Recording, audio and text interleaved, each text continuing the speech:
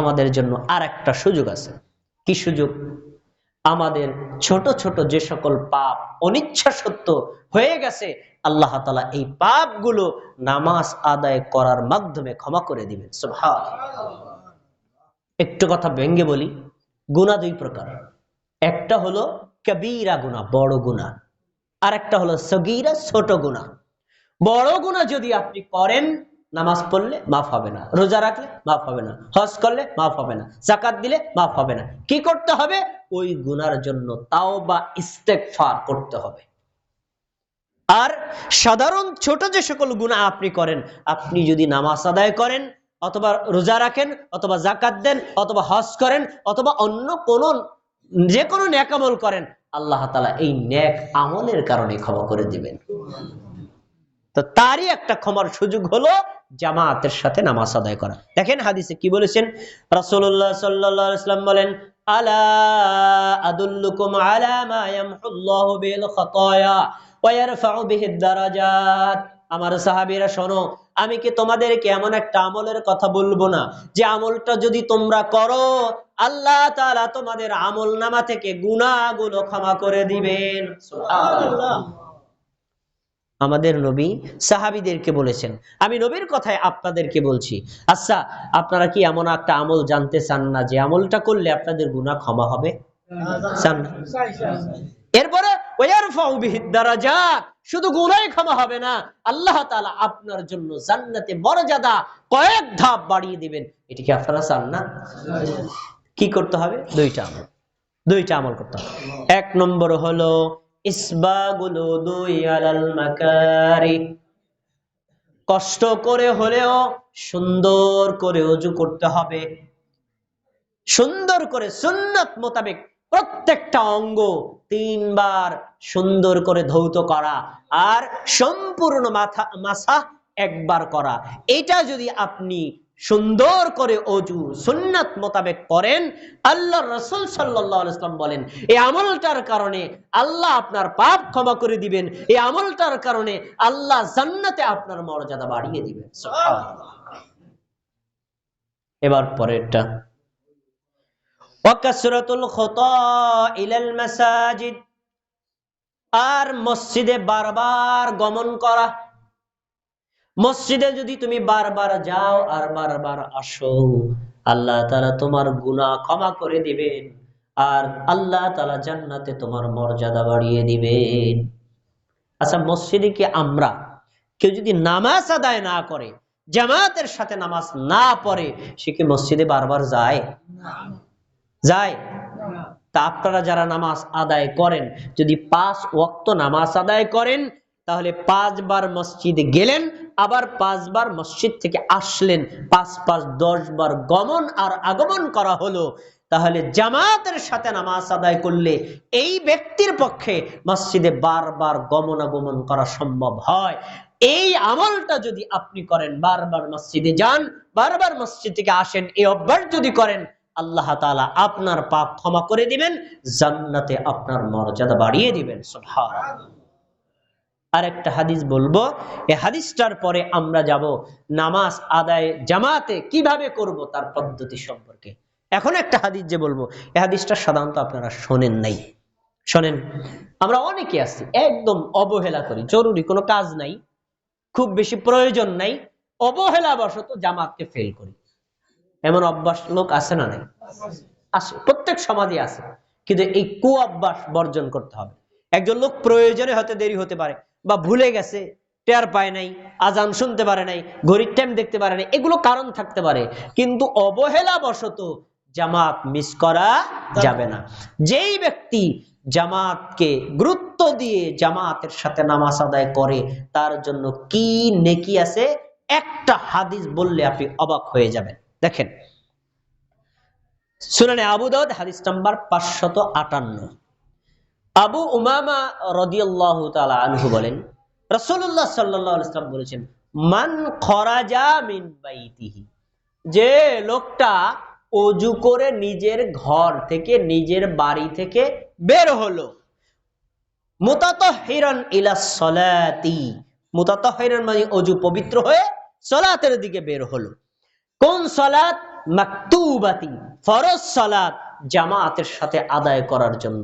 যেই বান্দা যেই বান্দি ফরজ নামাজ জামাতের সাথে আদায় করার জন্য মসজিদে রওনা দিল ওযু করে, একটু সবাই আমার দিক তাকান, অন্য দিক না, সবাই তাকান, হাদিসটা দেখেন, ফাআজরুহু কাআজরিল হাজ্জিল মুহরিম, ওই ব্যক্তির আমল নামায় আল্লাহ সুবহানাহু ওয়া তাআলা একটি হজ করার নেকি লিখে দিবেন।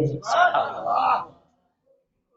এই যে আমার এই ভাই তো হজ করছেন না, আর হজ করছেন কে এখানে, আর কি হজ করছেন? হাজী সাহেব আপনি আছেন, আপনারা তো অনেক আগে করছেন, বর্তমানে হজ করতে গত বছর, এই যে গত বছর আমার এক শিক্ষক হজ করতে গেছেন, জিজ্ঞেস করলাম সব মিলে কত গেল, 8.5 লক্ষ টাকা খরচ হয়েছে। আর আপনারা করছেন তখন কত লাগছিল? 1,05,000। এই যে 1 লক্ষ টাকা লাগছে, আর এখন 8.5 লক্ষ টাকা লাগছে। এই বছর মানে একটু কমছে, কমলে নয়, ধরে আমি 1 লাখই বাদ দিলাম, 7 লক্ষ টাকা। এখানে বলেন তো ভাই, 7 লক্ষ টাকা দিয়ে হজ করার তৌফিক কার কার আছে? কয়জনের আছে? কয়জনের আছে? নাই তো।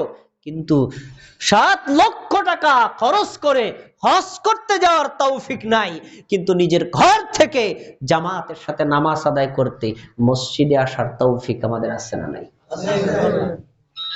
তাহলে আমরা কি একটু চেষ্টা করতে পারি না? হে আল্লাহ, আপনার কাবা ঘরে যাওয়ার মতো তৌফিক আমাদের হলো না, নবীর হাদিস অনুযায়ী আমল করে হজের নেকির আশায় আমরা ঘর থেকে বের হলাম, ঘর থেকে বের হয়ে জামাতের সাথে নামাজ পড়তে আসলাম।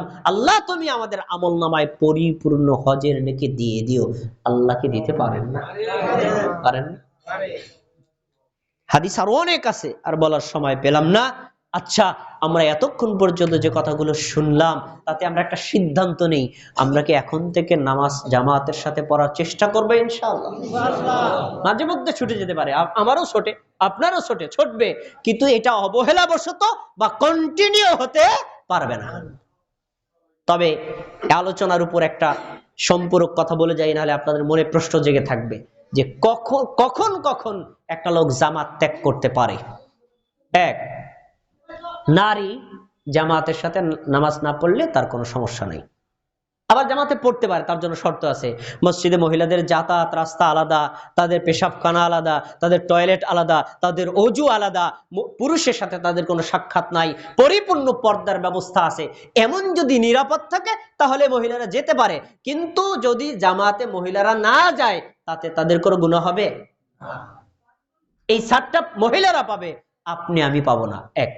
2 নম্বর, কেউ যদি আউয়াল ওয়াক্তে নামাজ আদায় করে তাহলে সে জামাতে না পড়লেও তার কোনো গুনাহ হবে না। 3 নম্বর, কেউ যদি মুসাফির অবস্থায় হয়, ধরেন এখান থেকে ঢাকা গেলেন, এখান থেকে চট্টগ্রাম গেলেন, মাঝখানে আপনি পথিমধ্যে ব্যস্ততা থাকতে পারেন, গাড়ি ধরার ব্যস্ততা থাকতে পারে, এরকম কোন পরিবেশ হলে আপনি জামাত ছেড়ে দিতে পারেন, একা একা ফরজ নামাজ পড়তে পারেন, তাতে আপনার কোনো গুনাহ হবে না। একটা কথা বলে আমি সালাতের জামাতের পদ্ধতিটা বলছি, একটু খেয়াল করেন তো। রাসূলুল্লাহ সাল্লাল্লাহু আলাইহি ওয়াসাল্লামের কাছে একজন সাহাবী আসছে, অন্ধ সাহাবী, এসে বলছেন, আল্লাহ রাসূল, লাইসা লি কাঈদুন ইয়াকুদুনি ইলাল মসজিদ, আমার এমন কোন বাড়িতে লোক নাই আমাকে ধরে ধরে মসজিদে নিয়ে আসবে। অন্ধ মানুষ, 2 চোখ অন্ধ, আমি চোখে দেখি না। এখন আপনি কি আমার একটু অনুমতি দিবেন, আমি ঘরের মধ্যেই নামাজটা পড়বো? সবাই কি আমার কথা শুনতেছেন? আমি ঘরের মধ্যে নামাজ পড়বো, মসজিদে আসবো না, আপনি আমার একটু অনুমতি দিবেন? আচ্ছা, এই প্রশ্ন যদি আপনারও করতো, আপনি বলতেন আচ্ছা ঠিক আছে ঘরেই পড়ো, আর তুমি অন্ধ মানুষ, রাস্তা চোখে দেখো না, আবার তোমার যে কেউ নিয়ে আসবো সেই লোকও নাই, আচ্ছা ঠিক আছে ঘরে পড়ো। আমাদের নবী বলেন আচ্ছা ঠিক আছে ঘরে পড়বো। ফালাম্মা ওয়াল্লাতাহু, লোকটা কিছু দূর চলে গেল, আমাদের নবী তাকে আবার ডাকলেন, এদিকে আসো, এদিকে আসো, এদিকে আসো। আসছে, শোনো, হাল তাসমাউন নিদা, তুমি যে ঘরে থাকো, তুমি যে বাড়িতে থাকো, ওই ঘরে ওই বাড়িতে দাঁড়িয়ে, বাড়িতে থেকে কি মসজিদের আজান শুনতে পাও? আজানের আওয়াজ তোমার কান পর্যন্ত যায়? ক্বালা নাম, লোকটা বলল নাম। আল্লাহর রাসূল বললেন ফাআজিব, তাহলে ঘরে পড়লে হবে না, মসজিদে এসেই জামাতে পড়তে হবে। বলেন সুবহানাল্লাহ। তাহলে এখানে একটা হাদিস পেলাম যে একজন লোক যদি অন্ধ হয় তারপরেও তাকে জামাত থেকে রুখসাত দেওয়া হয়নি। এই হাদিসটার উপর একটা কমেন্ট আপনারা করতে পারেন, কি আল্লাহ তাআলা তো ইসলামের কোন বিধান মানুষের উপর এমন ভাবে চাপিয়ে দেন নাই যা মানুষ করতে অক্ষম। লোকটা অন্ধ মানুষ, রাস্তা দেখে না, কেউ তাকে ধরে নিয়ে আসতে পারে না, তারপরেও যে বললেন জামাতে পড়তে হবে, তো এটা কেমন হলো? ওনার তো অক্ষম ব্যক্তির উপর চাপিয়ে দেওয়া হলো। এই প্রশ্ন আপনাদের থাকতে পারে, তবে এই উত্তর আপনাদের নিজের চোখে অনেকবার দেখা আছে। আমি একটু বলে দিই, তাহলে মনে পড়বে। অন্ধ ব্যক্তিকে কেন রুখসত দেওয়া হলো না? আচ্ছা, আপনারা মস্তবাবুর স্ট্যান্ডে গেছেন না? সবাই গেছেন না? মাঝে মধ্যে দেখবেন আপনি যখন বাসে উঠছেন, তো বাসে একজন অন্ধ ব্যক্তি উঠে ভিক্ষা করে, আছে না নাই? হ্যাঁ, আছে না? আচ্ছা, একটু চিন্তা করেন ভাই, একজন অন্ধ লোক বাড়ি থেকে মসজিদে আসলে তার জীবনের ঝুঁকি বেশি, না বাড়ি থেকে মস্তবাবুর স্ট্যান্ডে গেলে বাসে উঠলে তার জীবনের ঝুঁকি বেশি? বলেন কোনটা বেশি? একজন অন্ধ লোক টাকার জন্য, রিজিকের জন্য, পেট তার আহারের জন্য যদি ওই রকম জায়গায় কোনো ব্যক্তির সহযোগিতা ছাড়া যেতে পারে, এই লোকটা ঘর থেকে মসজিদেও আসতে পারবে। বুঝাইতে পারছি বিষয়টা? তাহলে আপনি জেনে রাখেন, অন্ধ ব্যক্তিও, তাকেও কিন্তু ছাড় দেওয়া হয় নাই। আপনার হাত আছে, পা আছে, চোখ আছে, আপনি সবল মানুষ, আপনি ঘরের মধ্যে নামাজ পড়বেন, এটা নিয়মিত হতে পারে না, মাঝে মধ্যে যদি হয় তাহলে হয়তো আল্লাহ কবুল করবেন। আচ্ছা, এবার আসলাম আমরা জামাতে নামাজ পড়ার ফজিলত গুলো জানলাম। আসুন আমরা জামাতের সাথে নামাজ আদায় করি, কিন্তু জামাতের সাথে নামাজ আদায় করলে এই যে ফজিলত গুলো উল্লেখ করা, আপনি যে কোনো পদ্ধতিতে পড়লেই কি নেকি পাবেন না? আমাদের নবী সাল্লাল্লাহু আলাইহি ওয়াসাল্লাম যেভাবে পড়তে বলেছেন, শিক্ষা দিয়েছেন, পড়ার আদেশ করেছেন, ওইভাবে করলে পাবেন। আপনি একা একা যেভাবে মন মতো করলে হবে? নবী যেভাবে শিক্ষা দিয়েছেন ঠিক এইভাবে করতে হবে। আসুন, জামাতের সাথে নামাজ আদায় করলে কয়েকটা পদ্ধতি আছে যা আমরা অনেকেই ভুল করি। এক নম্বর, খেয়াল করে শুনবেন, মনোযোগ দিয়ে শুনবেন। রাসূলুল্লাহ সাল্লাল্লাহু আলাইহি সাল্লাম মসজিদে ঢোকার পরে বলতেন, আজান, একামত দাও। এর আগে তিনি কিচ্ছু বলতেন না, একামত দাও। একামত শেষ, হাদিসের ইবারত উকিমাতিস সালাত, একামত হয়ে গেল। ফাআকবালা আলাইনা বিওয়াজহিহি রাসূলুল্লাহ সাল্লাল্লাহু আলাইহি ওয়াসাল্লাম। একামত শেষে আমাদের নবী সাহাবীদের দিকে তাকায়া, সাহাবীদের দিকে চেহারা ফিরায় বলতেন, আকিমু সুফুফাকুম, তোমরা তোমাদের কাতার সোজা করো। এই কথাটা কি একামতের আগে বলতেন না পরে বলতেন? শব্দ হাদিস কিন্তু আপনাদেরকে শোনাইছি। উকিমাতুস সালাত, একামত হয়ে গেছে, ফাআকবালা, ফা মানে অতঃপর, এরপরে তিনি তার চেহারাটা আমাদের দিকে ফিরালেন। তার মানে একামতের আগে না পরে? পরে। সাহাবীদের দিকে বলছেন, আকিমু সুফুফাকুম, তোমরা তোমাদের কাতার সোজা করো। ওয়া তারাসু, কাতারের মাঝখানের ফাঁকাটা বন্ধ করে মিলে মিলে দাঁড়াও। কেন? ফাইন্না তাসওয়াতাস সাফফি মিন ইকামাতিস সালাত। আরেকটা হাদিস আসছে, ফাইন্না তাসওয়াতাস সাফফি মিন হুসনিস সালাত, কেননা নামাজে কাতার সোজা করা নামাজ কায়েমের একটা অংশ, নামাজে কাতার সোজা করা নামাজের সৌন্দর্যের একটা অংশ। বলেন সুবহানাল্লাহ। 15টা ছেড়ে 10 ছেড়ে, আচ্ছা শেষ করে দিই, 4 মিনিট। তাহলে এখানে বোঝা গেল যে কাতার সোজা করা, মাঝখানের ফাঁকা বন্ধ করা, এই আদেশটা কি আমার না নবীর? এর আমাদের নবী সাল্লাল্লাহু আলাইহি ওয়াসাল্লাম নিজে আদেশ করেছেন।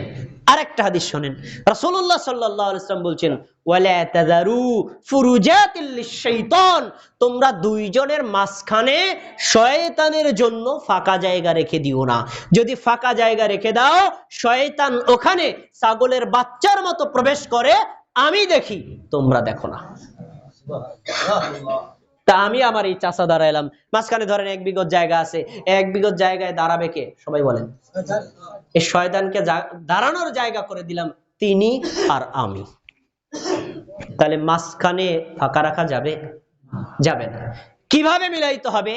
আরেকটা হাদিস বলে আলোচনা শেষ করছি। আনাস রাদিয়াল্লাহু তাআলা আনহু বলেন, রাসূলুল্লাহ সাল্লাল্লাহু আলাইহি ওয়াসাল্লাম একদিন আমাদেরকে বললেন, অবশ্যই তোমরা তোমাদের কাতার সোজা করবা। কাতার যদি সোজা না করো, আল্লাহ তাআলা তোমাদের অন্তরের মধ্যে বৈপরীত্য সৃষ্টি করে দিবেন, হিংসা বিদ্বেষ, তোমাদের মধ্যে শত্রুতা বাড়িয়ে দিবেন। কাতার তোমরা সোজা করবা।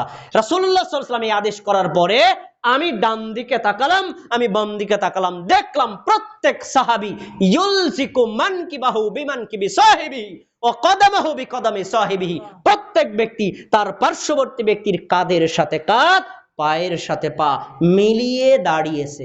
মাঝখানে কোনো জায়গা আছে? মাঝখানে কোনো জায়গা নাই। একটা কথা বলে আলোচনা শেষ করছি।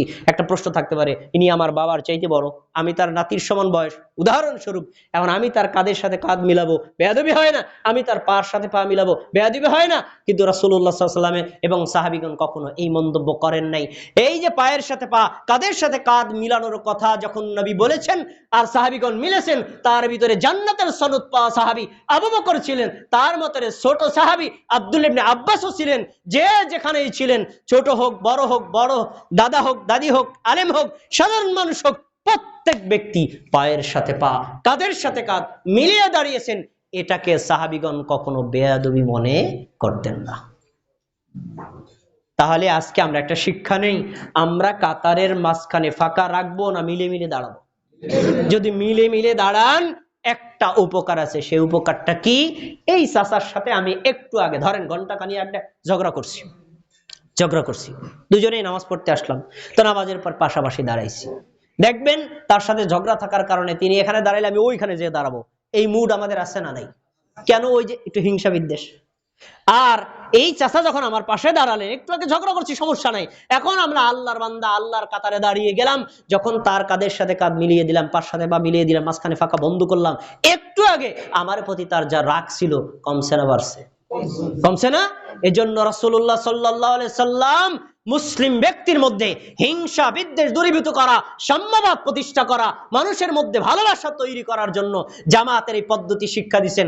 আলেম হোক, সাধারণ মানুষ হোক, শিক্ষিত হোক, অশিক্ষিত হোক, মুসলিম হোক, দেশের রাষ্ট্রপতি হোক, একজন ব্যক্তি যখন দাঁড়াবে, পায়ের সাথে পা, কাঁধের সাথে কাঁধ মিলিয়ে দাঁড়াবে। কারণ ওইখানে কেউ আলেম না, কেউ উচ্চ শিক্ষিত না, কেউ নিম্ন শিক্ষিত না, ওখানে সবাই আল্লাহর বান্দা, ওখানে কোনো গৌরব অহংকার থাকতে পারবে না। এখন থেকে আমরা এভাবে মিলে মিলে মোহাব্বতের সাথে জামাতের সাথে নামাজ আদায় করবো, তো বলেন ইনশাআল্লাহ? আল্লাহ আমাদের তৌফিক দান করুন, আমিন। আসসালামু আলাইকুম ওয়া রাহমাতুল্লাহি ওয়া বারাকাতুহু।